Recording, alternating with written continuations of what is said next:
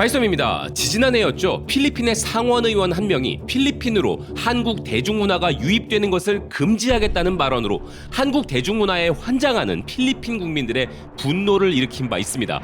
당시 이 발언을 한 진고이 에스트라다 상원 의원은 오해가 있었다면서 한국 대중문화를 너무 열성적으로 사랑하는 국민들로 인하여 자국 연예계 산업이 악화되는 것에 대한 하소연이었을 뿐이라고 밝혔는데요. 한국의 놀라운 성공도 국가에 대한 애정에 뿌리를 두고 있기에 그들도 한국의 모범을 따르고 지금 간신히 살아남아 있는 필리핀 엔터테인먼트 산업도 한국과 같은 길을 걸어야 한다는 취지로 이야기한 것일 뿐 한국 대중문화 금지 조치는 없다는 부분을 필리핀 뉴스 에이전시가 전한 바 있습니다. 그런데 이렇게 필리핀 국민들이 자국의 드라마, 영화, 가수들보다 한국의 대중문화를 더 좋아하는 현상, 이런 현상은 비단 필리핀에서만 벌어지는 것은 아닌데요. 오죽하면 한국 대중문화를 금지하겠다는 오해가 나왔겠습니까마는 필리핀에서 있었던 이슈와는 달리 지정학적 이유로 한국 대중문화를 실제로 금지 조치한 나라가 존재한다는 것을 우리는 다 알고 있습니다.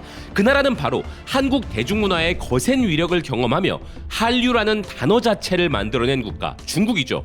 2016년 사드 배치 논란으로 인해 대놓고 막겠다고 말하지는 않았지만 한국에 대한 보복 조치의 일환으로 한국 대중문화 송출 금지를 시킨 바 있는 중국. 이런 조치로 인하여 세계적으로는 일본과 함께 한국 대중문화를 처음 경험한 1세대격인 중국의 인민들은 한국 대중문화를 공식적 루트로는 즐기지 못하는 사태가 벌어진 바 있습니다.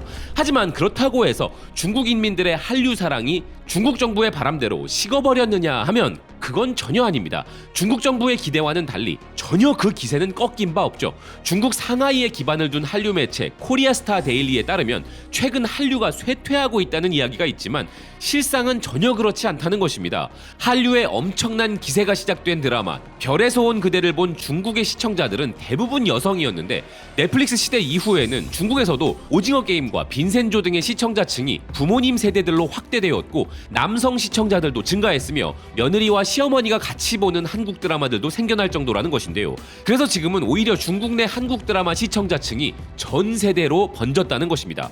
한국 드라마와 한류 열풍이 중국에 잦아들 수 없는 이유는 현재 한국을 능가할 수 있는 신흥 외국 문화가 없기 때문이며 여전히 미국과 함께 한국의 대중문화는 중국에서 1, 2위를 다투고 있다는 것인데요. 중국은 TV를 통해서는 한국 드라마를 볼 수 없도록 했지만 이런 조치는 중국 인민들의 한류 사랑을 전혀 막을 수 없었다는 것입니다. 공식적인 루트의 송출을 금지시켰더니 불법으로 시청하는 사람들이 증가했고 이것도 단속을 심하게 하지만 여전히 그 인기는 끝이 없다는 것인데요. 한류를 의도적으로 막는다고 막아지는 상황이 아니라는 것이죠. 그런데 더 흥미로운 것은 한류를 막은 다음에 중국 엔터테인먼트 산업에서 벌어지고 있는 놀라운 현상입니다. 이제 중국은 단순히 한국의 문화 콘텐츠를 즐기기만 하는 수준이 아니며 이젠 한류가 중국 엔터테인먼트 자체를 지배하고 재편하고 있다는 것인데요.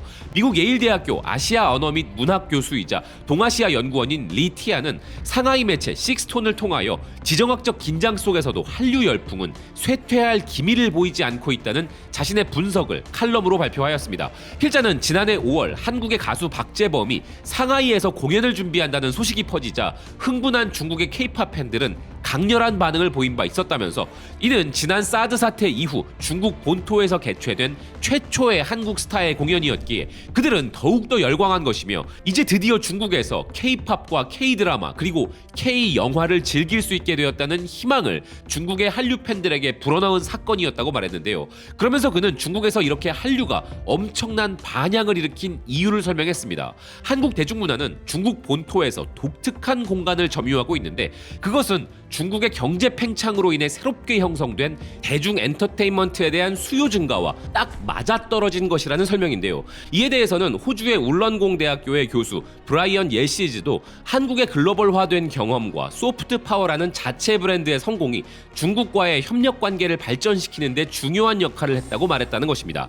리티안 연구원은 실제 2010년대 초 음악에서 TV, 영화에 이르기까지 중국 대중문화 전반에 걸쳐 한국의 영향이 매우 컸다는 부분을 상기시키면서 이 엄청난 여파로 한국의 대중문화 물결을 가리키는 중국어 용어인 한류라는 단어가 이후 한국으로 재유입되어 현재는 한국의 문화적 힘을 가리키는 포괄적 용어로 널리 사용되고 있을 정도라 이야기했는데요. 학계에서는 일반적으로 한류와 같은 문화적 물결을 일시적인 것으로 간주하지만 한국 대중문화는 실제로 그렇지 않았다는 필자는 한류는 여러 기간의 반발과 제한을 당하면서도 중국 본토에서 계속 지속되어 왔으며 양국 간의 지정학적 긴장 상태에도 불구하고 생존하고 번성해온 하나의 문화적 패러다임이라는 것입니다. 그리고 단순히 한류는 중국인들에게 사랑만 받은 것이 아니라 중국 엔터테인먼트의 근간 그 자체가 되고 있다는 것인데요. 1987년부터 중국 본토에서 TV가 점점 확산되었고 1992년부터 중국이 시장경제 체제로 전환하며 아시아의 인기 프로그램을 수입할 수 있는 발판을 마련했는데 이런 중국의 발전과 변화는 1990년대 초반 한국 대중문화의 부흥에 영향을 끼쳤다는 것입니다. 이때부터 한국 TV 시리즈들이 중국에 상륙한 이후 한국과 중국은 약 20년 가까이 활발한 문화 협력을 지속해왔다는 것인데요. 또한 단순한 협력 관계를 넘어서 중국에서는 런닝맨, 아빠 어디가, 진짜 사나이 등 한국 TV 프로그램을 뿌리로 하는 다양한 프로그램들이 등장하기 시작했고 이런 활발한 교류가 사드 사태로 인해 2016년에 갑자기 중단되었다는 것입니다. 그 사건 이후로 한국 영화가 중국 본토에서 다시 상영되기까지 5년이 걸렸고 드라마가 재방영되는 데에는 6년이 걸렸으며 박재범과 같은 스타가 공연을 하는 데에는 훨씬 더 오랜 시간이 걸렸는데 이 한중간의 문화협력 공백 기간은 중국에서 새로운 현상을 만들어냈다는 것인데요. 그것은 바로 한국 제작사들에게 저작권 허락을 받지 않고 차용한 불법 리메이크가 중국 엔터테인먼트 업계에서 판을 치게 되었다는 것입니다. 대표적으로 한국의 예능 프로그램 쇼미더머니를 중국의 아이치이가 더 랩 오브 차이나로 한국의 삼시세끼를 향왕적 생활로 리메이크한 사례 등이 있었는데 이는 놀라울 정도로 한국의 프로그램들과 유사했다는 필자는 한국 드라마나 한국 음악에 대한 열렬한 사랑인 한류와는 달리 한국 TV 프로그램의 중국 리메이크 인기는 새롭고 조용하지만 그에 못지않게 중요한 한류의 영향력에 대한 또 다른 표현으로 압류, 즉 겉으로 드러나지 않지만 불온전한 움직임이 되어버렸다는 것입니다. 한류는 사실상 이렇게 중국 어디에나 존재하고 중국 영화 문화의 윤곽조차 바꿔버렸으며 한국에 기원을 둔 대중문화는 이제 눈에 띄지 않거나 공개적으로 주목받지 못하고 다른 이름으로 불리기는 하지만 계속해서 중국에서 그 영향력을 행사하고 있다는 필자인데요. 그래서 이를 압류라고 부른다는 것입니다. 현재 중국의 예능 프로그램의 특징을 정의하자면 중국적 특성이 가미된 한국 리얼리티 프로그램이라는 필자는 중국의 예능 프로그램들은 현재 한국 원작의 미적, 정서적 특성을 유지하면서 거기에 중국의 정치적, 사회적 요소와 엄숙한 애국심과 현대적 감성, 서사와 미학을 추가하고 변형시킨 형태로 가고 있으며 이러한 추세는 예능 프로그램이 아니라 역사 교양 프로그램에서도 발견된다는 것입니다. 중국의 역사를 강조하기 위해 국영 CCTV가 제작한 국보라는 프로그램도 한국을 따라한 것이며 나는 가수다, 복면가왕 등의 중국판을 비롯해 한류에다가 중국식을 추가하는 형태의 압류 사례는 엄청나게 많다는 것인데요. 한류는 한국의 국가 이미지를 형성하고 재편하는 데 도움이 되어 왔는데 사실 이는 중국이 오랫동안 염원해온 일이었다는 필자는 별에서 온 그대에 중국 내 전국적 열풍이 불거질 당시 전국 인민대표대회 의원들은 한국이 어떻게 이렇게 소프트 파워를 발전시켰는지에 대해 정부 차원의 논의를 할 정도였고 이에 시진핑 국가주석이 직접 나서 중국의 소프트 파워를 높이고 좋은 중국 서사를 제공하여 중국의 메시지를 잘 전달하라는 명령을 내리고 국가 차원의 전략을 세우기 시작한 것 모두 한류의 영향을 입은 것이라는 겁니다. 그렇기에 한국의 승인 여부에 관계없이 중국의 이런 염원에 핵심적 역할을 한 것이 한류이며 이제 한류에서 압류로의 전환은 단순히 양국 간 긴장 속에서 한국 대중문화가 중국 내에서 어떻게 번영했는지에 대한 이야기만은 아니라는 것인데요. 오히려 이런 현상은 한류에 대한 재정의를 의미한다는 필자는 이제 중국은 한류의 중요성을 더 폭넓게 인식해야 하고 한류는 이제 중국 대중문화의 판도를 바꿔놓은 기준이자 벤치마크임을 깨달아야 한다는 것입니다. 즉 중국으로 한동안 한류가 들어가지 못하게 만든 한한령 기간 동안 한류가 중국에서 어떤 변화를 맞이했는지에 주목한 필자인데요. 중국의 원대한 꿈에 대한 청사진을 보여준 것이 바로 한류였기 때문에 중국은 이제 그 한류를 중국 방식으로 재창조해 가고 있다는 것입니다. 애초부터 중국의 엔터테인먼트는 한류를 모방하여 자기들 방식대로 발전시켜온 것이긴 했지만 이제 한류는 완전히 중국의 대중문화 저변에 깔려 있다는 것인데요. 화류라고 들어보셨습니까? 한국의 한류에 대항하는 중화권의 예술과 대중문화를 일컫는 중국의 원대한 꿈을 가리키는 용어인데요. 화류에 대한 흥미로운 이야기도 다음 영상으로 준비하고 있습니다만, 중국에서는 화류를 한국에 펼치려는 의도적인 정책들이 벌써 나오고 있습니다.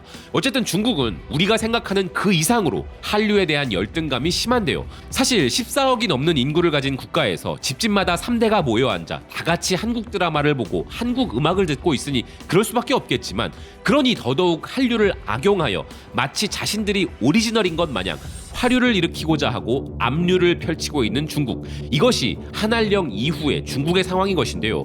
중국이 뭘 하든 그것은 한류를 모방하는 아류작에 불과하다고 무시하고 넘어가면 좋겠지만, 아시다시피 중국 OTT 플랫폼들은 아시아 전역에 서비스가 제공되고 있고, 한류를 모방한 작품들, 심지어 우리 방송사나 제작사의 공식적 허락도 받지 않은 다양한 프로그램들이 중국 오리지널인 것 마냥 송출되고 있는 현 상황은 심히 거슬리는 부분입니다. 중국 정부가 나서서 강제로 막아도 막아낼 수 없다는 점은 한류의 어마어마한 위력을 체감할 수 있는 부분이지만, 그렇게 막아놓은 다음 압류를 펼치는 것이 중국의 전략이었다고 생각해보면 참으로 중국스럽다는 생각이 들 수밖에 없는 순간입니다. 시청해주셔서 고맙습니다. 또 뵙겠습니다.